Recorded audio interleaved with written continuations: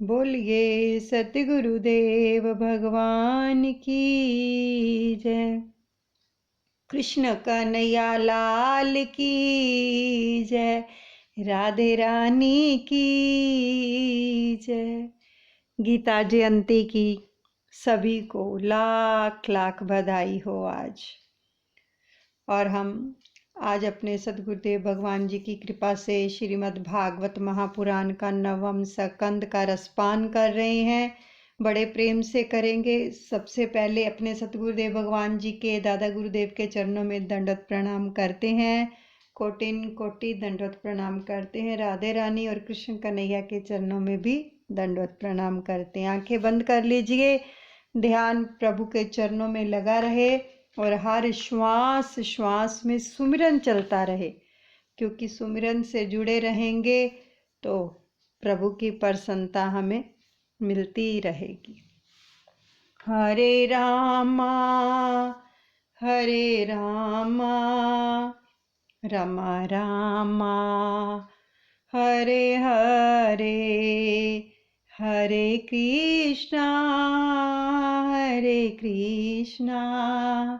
कृष्ण कृष्णा हरे हरे। आगे का प्रसंग श्रवण करते हैं। भरत जी ने कहा, गुरु जी, मेरे ही मुंह की बात छीन ली गई है। यदि रामचंद्र जी अयोध्या वापस जाने को तैयार हो जाएं तो हम 14 वर्ष तो क्या, जीवन वन में बिताने के लिए भी तैयार हैं। कौशल्या ने सुना तो उन्होंने कहा, यह भी कोई बात हुई।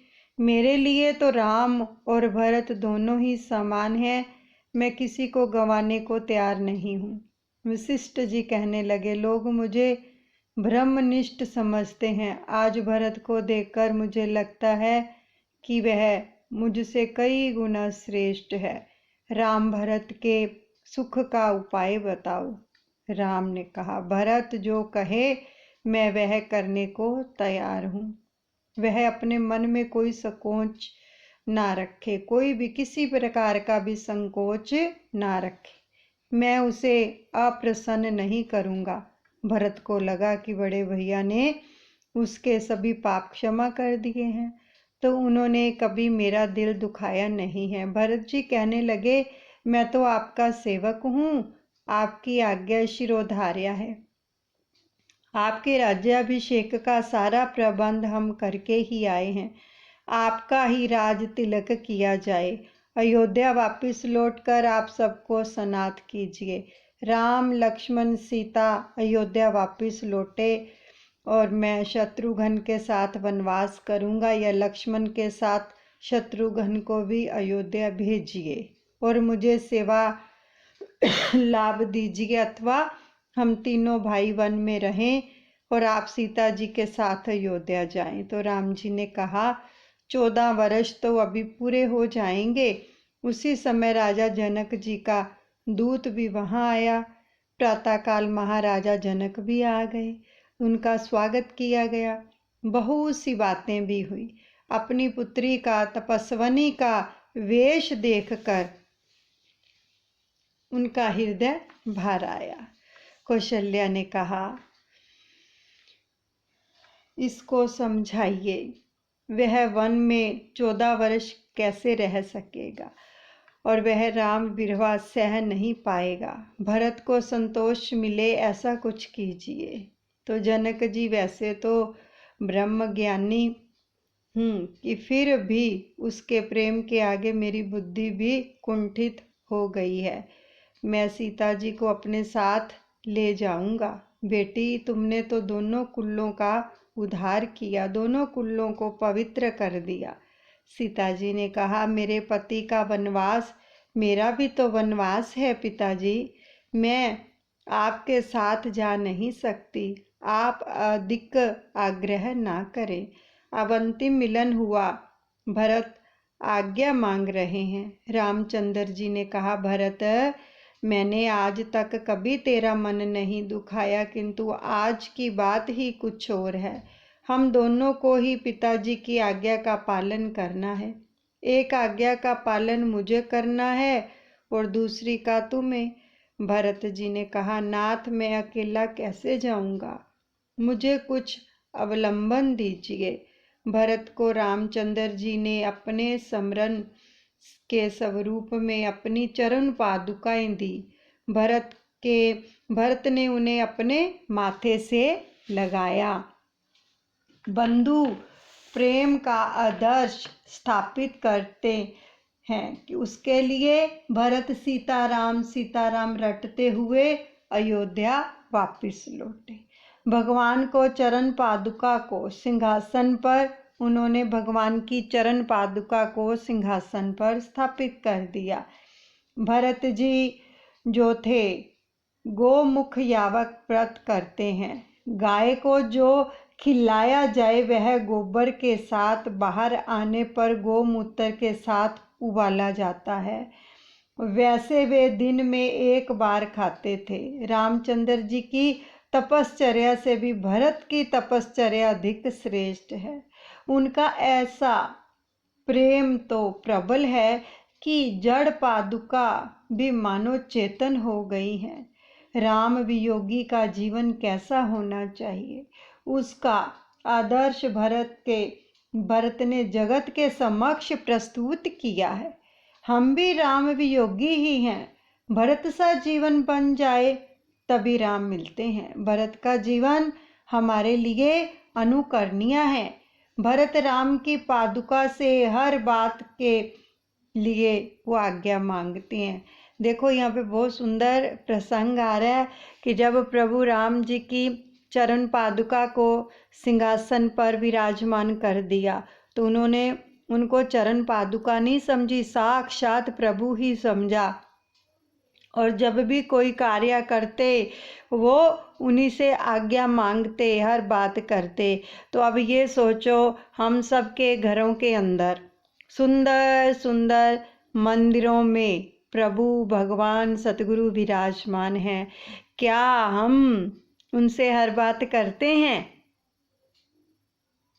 हैं या नहीं करते? यानी छोटी छोटी बात, ये मत समझो कि ये मूर्तियां हैं। साक्षात अगर समझोगे तो वो साक्षात ही विराजमान है।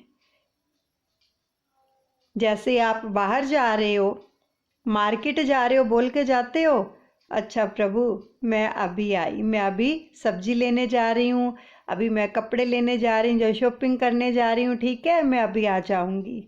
हर बात करते हैं हम।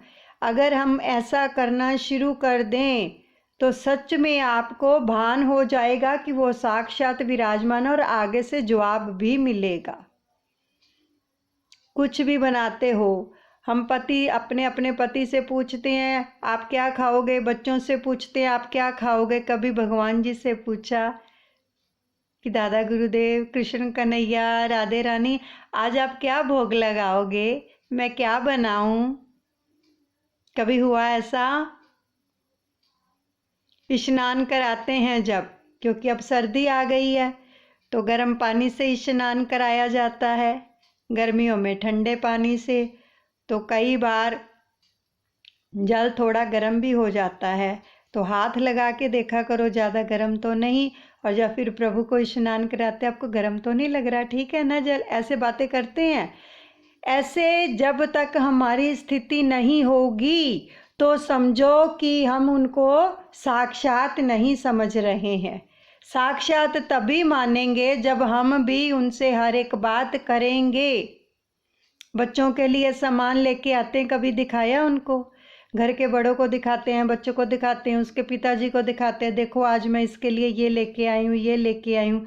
सबसे पहले उन्हें दिखाया करो कि देखो ये देखो आज मैं बेटे के लिए आपके ये लेके आई हूँ, अच्छा है ना, ये पसंद है आपको, आज ये पहनेगा।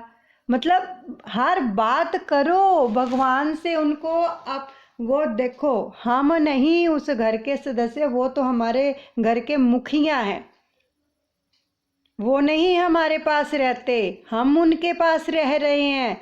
उनको घर का हेड बनाओ।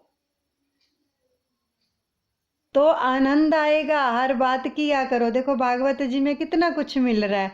प्रभु से जुड़ने के लिए कितनी प्रेरणाएं मिल रही हैं। रामायण जी तो सभी देखते हैं, लेकिन उसमें से जो चीज़ें पकड़ने वाली होती हैं पकड़ते हैं, हम नहीं पकड़ते। इसीलिए तो बस देखते ही रहते हैं या सुन लेते हैं, मनन नहीं करते हैं। प्रैक्टिकल में वो चीज़ें हम नहीं लेके आते हैं।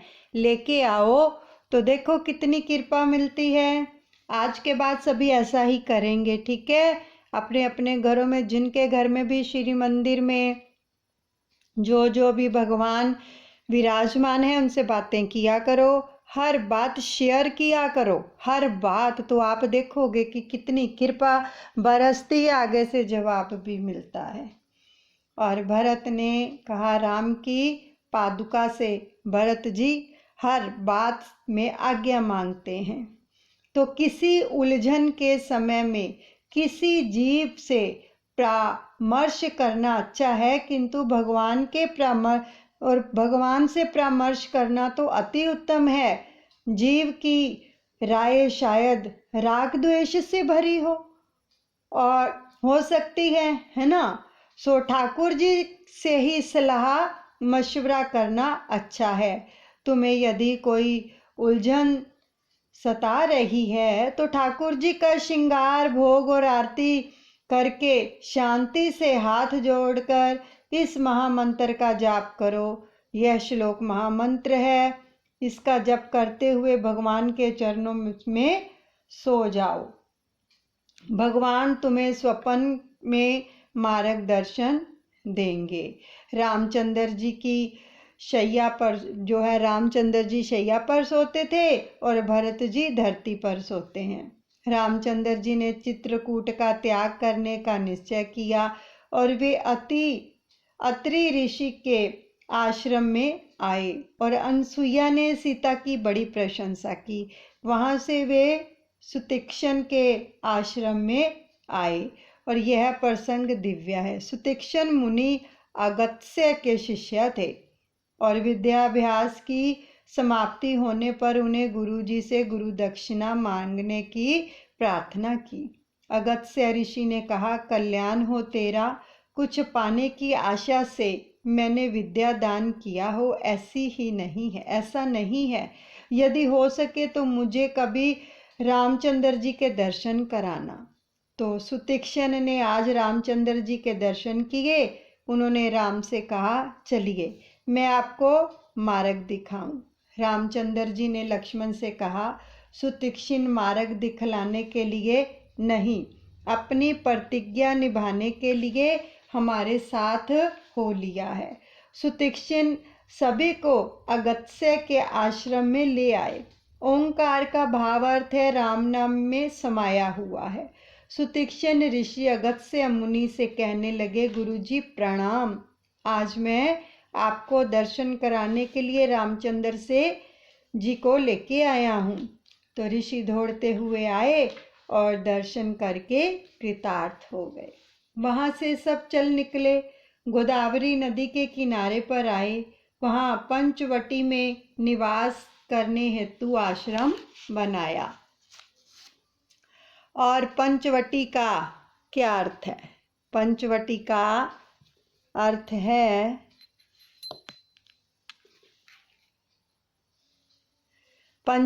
अर्थ है पांच प्राण। परमात्मा पांच प्राणों में विराजमान है। संसार अरण्य में भटकने वाले को वासना रूपी शूर्पणखा मिल जाती है। राम को उसकी ओर देखते तक भी नहीं है राम जी। और शूर्पणखा मोह का स्वरूप है, वह रावण की बहन है।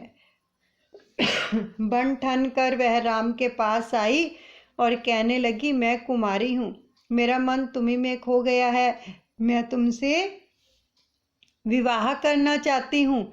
शूर्पणखा काम वासना है। रामचंद्र जी ने कहा, तेरी ही भांति मेरा भाई लक्ष्मण अविवाहित है, उसके पास जा, मैं तो एक पतिव्रत का पालन करता हूँ। तो शूर्पणखा आग बबूला हो गई, तुम अपनी सीता के कारण मेरी उपेक्षा कर रहे हो। तो उसने अपना विशाल राक्षसी रूप धारण किया वासना भी शूर्पणखा की भांति पहले तो सुंदर ही लगती है, किंतु आगे चलकर उस वास्तविकता का रूप सामने आता है और जीव फंस जाता है। वह आरंभ में सुकुमार लगती है, किंतु आगे चलकर भयंकर हो जाती है। उसकी पकड़ से छूटना आसान नहीं है। लक्ष्मण जी ने शूर्पणखा के नाक कान काट के रख दिए और वह रोती चिल्लाती हुई रावण के पास आई। रावण ने पूछा, क्या हुआ, कैसे हुई तेरी ऐसी दशा? तो शूर्पणखा ने कहा, दशरथ के 2 पुत्र पंचवटी में रहते हैं, उनके साथ एक सुंदर स्त्री भी है। मैं तुम्हारे लिए उसे लेने गई थी तो मेरी यह दशा हुई। तो रावण उसे सतावना देने लगा। इधर रामचंद्र जी ने सीता से कहा, देवी अब लीला का समय आ गया है, तुम अग्नि में निवास करो। इसलिए तो लिखा गया है कि रावण जिस सीता को ले गया था वह सीता नहीं, सीता की मात्र छाया ही थी। तो रावण मारीच के साथ पंचवटी आया। मारीच ने कपट से कनक मृग का रूप धारण किया। कनक का मतलब है कि सोने का। और सीता जी ने यह स्वर्ण मृग देखा तो राम जी से कहा, मुझे इसकी खाल का वस्त्र पहनने की इच्छा है, आप इसका शिकार कीजिए। राम ने भागते हुए उस मृग पर बाण चलाया तो वह हे लक्ष्मण बोलता हुआ जो था धराशायी हो गया। इधर सीता जी ने लक्ष्मण के नाम की पुकार सुनी तो लक्ष्मण को अपने पति की सहायता के लिए दौड़ाया। लक्ष्मण आश्रम से बाहर आ निकले तो रावण ने भिक्षुक का रूप लेकर सीता जी का हरण किया। रावण जी जो रावण था वो सीता जी को रथ पर बिठाकर आकाश मार्ग से जा रहा था। मार्ग में जटायु ने सीता जी की आर्तवाणी सुनी तो उन्होंने रावण से युद्ध किया। उन्होंने रावण से पूछा कि कहाँ है उसकी मृत्यु। रावण को छल करने का अवसर मिल गया। उसने झूठ मूठ कह दिया कि अपने पांव के अंगूठे में है। जटायु ज्यों ही उसका अंगूठा काटने के लिए झुके कि रावण ने पंख काट दी। तो लक्ष्मण को आया हुआ देखकर राम ने उससे पूछा, तुम्हें तो अपनी भाभी की रक्षा के लिए वहीं रहने को कहा था, तो आप क्यों नहीं रहे वहाँ? तो लक्ष्मण जी ने कहा, मैं तो वहीं रहना चाहता था, किंतु भाभी के आग्रह के कारण आना पड़ा और उन्होंने बड़े भाई से सारी बात सुनाई। श्री राम जय जय राम।